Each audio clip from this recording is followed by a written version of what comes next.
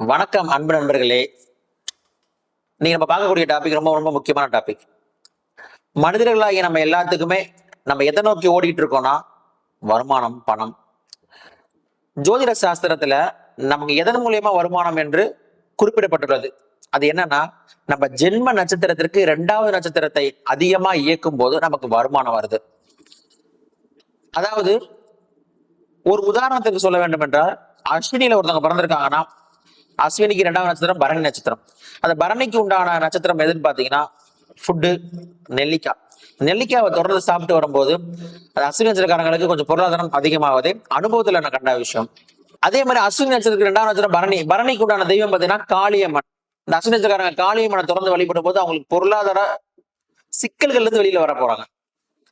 அதே மாதிரி நீங்களும் உங்க ஜென்ம நட்சத்திரம் 2வது நட்சத்திரத்தை இயக்கும் போது நிச்சயமாக உங்களுக்கு எல்லா நன்மைகளும் கிடைக்கப்பெற்று நீங்க வாழ்க்கையில நல்ல ஒரு பொருளாதார அடைவீங்க. வாழ்க வளமுடன். நன்றி, வணக்கம்.